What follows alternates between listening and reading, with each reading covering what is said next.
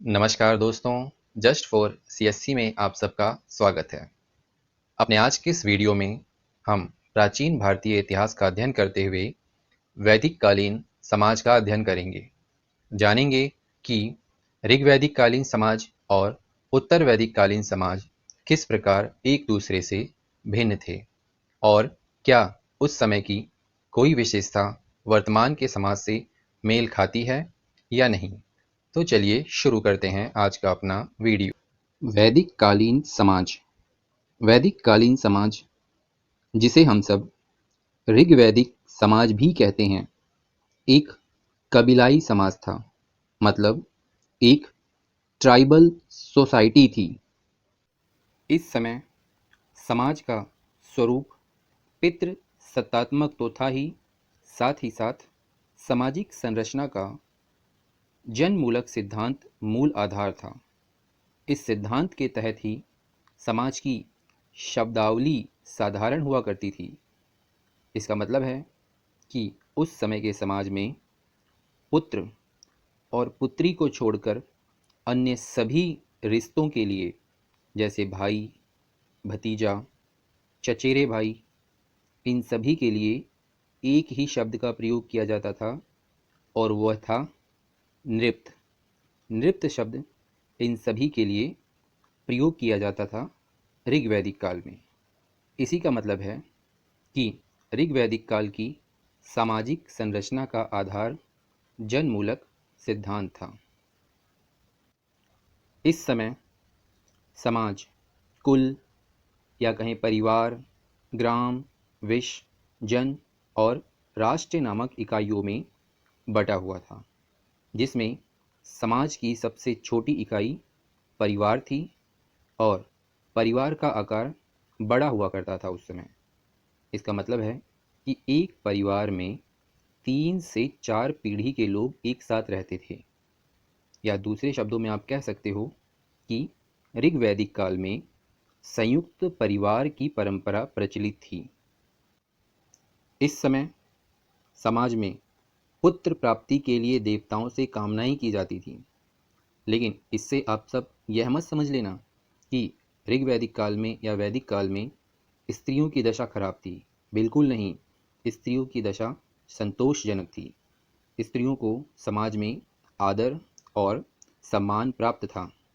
ऋग्वेद में तो पुत्री के लिए दोहित्री शब्द का प्रयोग किया गया है और इसका महत्व इस बात से भी चलता है कि इस समय गोधुली शब्द का प्रयोग समय के लिए, तो वहीं गवयुति शब्द का प्रयोग दूरी के लिए और गौहंता शब्द का प्रयोग अतिथि के लिए किया जाता था। जब बात ऋग्वैदिक काल में स्त्रियों की दशा की आती है, उनकी क्या पोजीशन थी, तो आप सब जान लीजिए कि स्त्रियां उत्पादन व्यवस्था में योगदान दे सकती थी। उन्हें शिक्षा का अधिकार था। साथ ही साथ स्त्रियां सभा और समारोह में भी भाग लेने की अधिकारी हुआ करती थीं। उनका विवाह वयस्क अवस्था में, मतलब 16 से 18 वर्ष की आयु के आसपास किया जाता था और इस समय विधवा विवाह भी प्रचलित था, जिसके साक्ष्य हमें नियोग प्रथा से प्राप्त होते हैं। इतना ही नहीं, ये सब स्थितियों के होने के बावजूद भी स्त्रियों के उच्च पद पर आसीन होने के कोई साक्ष्य हमें ऋग्वैदिक काल से भी प्राप्त नहीं होते हैं। इसीलिए मैंने कहा था कि स्त्रियों की दशा संतोषजनक थी। समाज में उन्हें आदर और सम्मान प्राप्त था। ऋग्वैदिक काल में दास, दस्यु और पणि का उल्लेख मिलता है।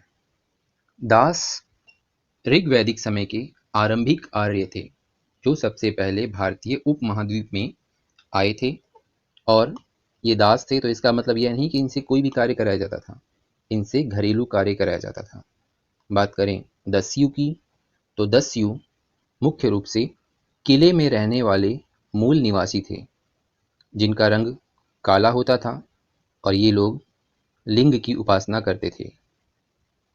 तो वहीं तीसरे शब्द, मतलब अगर हम पणि की बात करें, तो पणी ऐसे लोगों का समूह था जो पशुओं की चोरी करते थे और फिर उन्हें ले जाकर बेच देते थे। आप दूसरे शब्दों में कह सकते हो कि पणी एक व्यापारिक समूह था।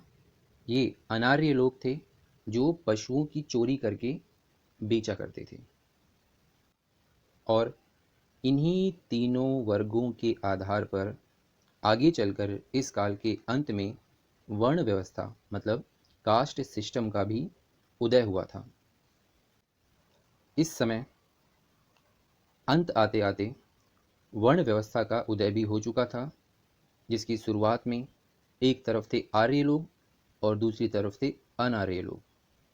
आपको बता दूं कि ऋग्वेद के 10वें मंडल के पुरुष सूक्त में ब्राह्मण, क्षत्रिय, वैश्य और शूद्र का उल्लेख मिलता है। लेकिन यह विभाजन समाज के व्यवसायिक आधार पर किया गया था। मतलब ऋग्वैदिक काल का समाज समतामूलक समाज था। स्पष्ट शब्दों में आप समझ सकते हैं कि यह एक ऐसा समाज था जहाँ पर एक ही परिवार में अगर 4 व्यक्ति हैं, मान लो एक माता पिता के 4 लड़के हैं, तो एक लड़का ब्राह्मण बन सकता था, दूसरा क्षत्रिय, तीसरा वैश्य और चौथा शूद्र। वो जैसा व्यवसाय अपनाएं उसी हिसाब से उनका वर्गीकरण कर दिया जाता था। ये बात थी ऋग्वैदिक काल की, कि मतलब वर्णों का विभाजन उनके व्यापार के आधार पर किया गया था। इस वर्ण विभाजन के संदर्भ में ऋग्वैदिक काल में ही लिखा गया है कि ब्रह्मा के मुख से ब्राह्मण का, तो वहीं पैरों से शूद्र की उत्पत्ति हुई है। और ऐसा माना जाता है कि यह कथन वर्ण व्यवस्था का प्राचीनतम उल्लेख है। बात करें इस समय के भोजन और पहनावे की, तो गेहूं इस समय के लोगों का मुख्य भोजन था। लोग दूध और उससे बनी वस्तुओं का प्रयोग भी भोजन के रूप में करते थे। वे लोग मांस भी खाते थे और पेय में सोम रस अति प्रिय था लोगों के लिए। आर्य लोग नमक और मछली का प्रयोग करते थे या नहीं, इसके बारे में कोई स्पष्ट प्रमाण नहीं मिलता। इस आधार पर आप सब यह मान सकते हो कि आर्य नमक और मछली का प्रयोग नहीं करते थे। गाय के लिए आर्य लोग आधन्या शब्द का प्रयोग करते थे, मतलब जिसे मारा नहीं जा सकता। तो अब तक आप सबने जाना ऋग्वैदिक काल के समाज के बारे में। अब हम जानने का प्रयास करेंगे उत्तर वैदिक कालीन समाज के बारे में। इस काल में सर्वप्रथम कुल मतलब परिवार का उल्लेख मिलता है। संयुक्त परिवार और पितृ सत्तात्मक परिवार हुआ करता था। संयुक्त परिवार तो ऋग्वैदिक काल में भी था और उत्तर वैदिक काल में भी था। तो दोनों में फ़र्क क्या है? फ़र्क ये है कि उत्तर वैदिक काल में संयुक्त परिवार का जो संगठन था वह अब कमज़ोर होने लगा था। इसका मतलब है कि एकल परिवार के बीज कहीं कहीं दृष्टिगोचर होने लगे थे। इस समय परिवार में पिता का अधिकार बढ़ गया था। अब पिता अपने पुत्र को उसके उत्तराधिकार से वंचित भी कर सकता था। इस समय ऋग्वैदिक काल की तुलना में स्त्रियों की दशा में गिरावट आई।